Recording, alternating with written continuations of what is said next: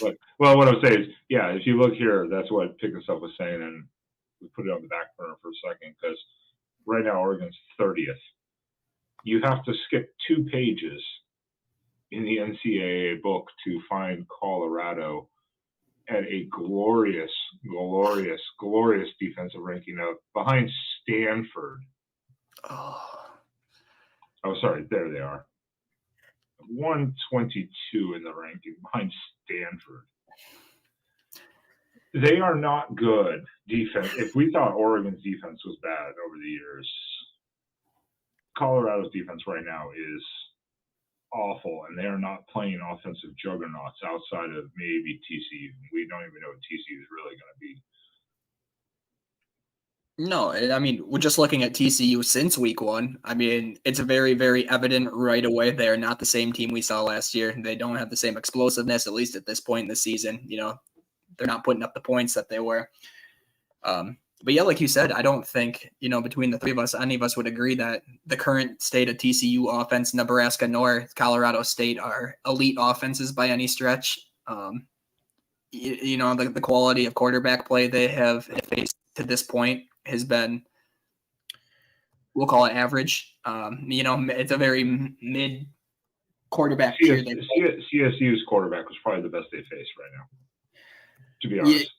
And that's kind of, and I was kind of going back and kind of digging into some CSU stats. Obviously, they've only played 1 game prior to Colorado, but I think against Washington State, their quarterback had like 150 some total passing yards. And then he comes out last weekend against, this Colorado defense, and he throws for 397 and 4 touchdowns, all while the offense amassed 499 total yards. I mean, that is absolutely insanity. And especially when we're talking about a Colorado State team coming out of the Mountain West, who's going to be a non-factor in, when the conference dust settles at the end of the year.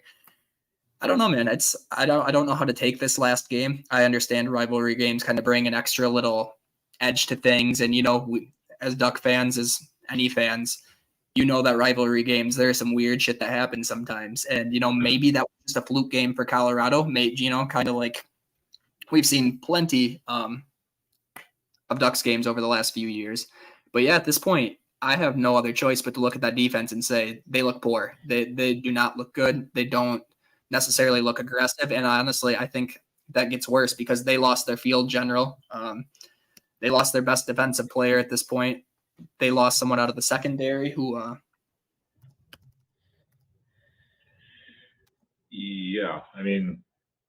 Oh, you went silent there for a second. We lost you for. You were talking and we lost you, so we didn't hear the end of that. Yeah, sorry. We had some background noise. Okay.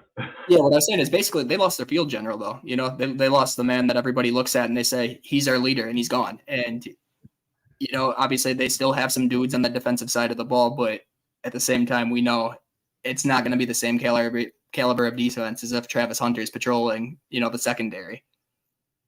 Oh yeah, no, and I mean that.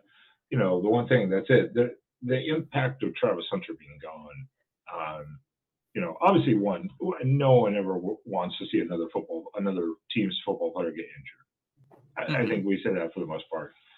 Call it a dirty hit, call it a late hit, whatever you want to call it, cheap shot. No one wants to see a player get hurt.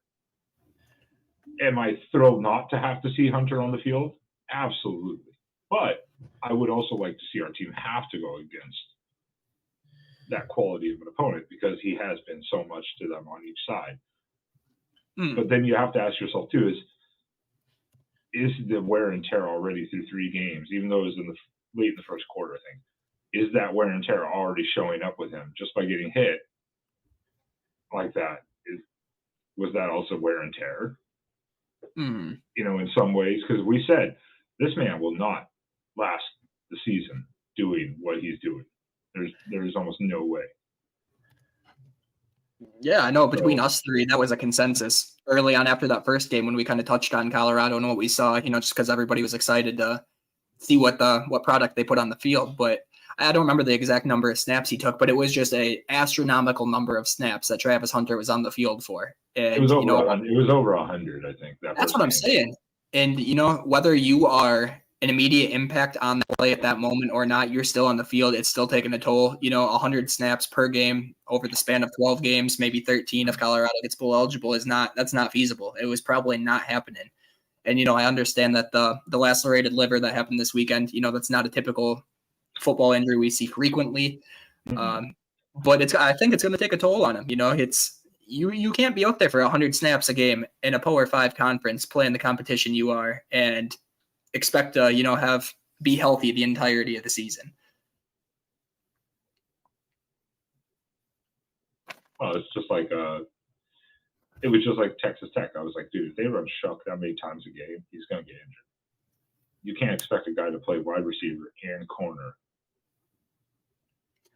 that all game long. Basically, it's impossible. I mean, you can't do it. Right, and I mean, just stamina wise, that's a lot of running around. You know what I mean? He gets his breaks. Obviously, special teams. He's not on the field 100% of offensive nor defensive snaps. So obviously, he's getting some breaks.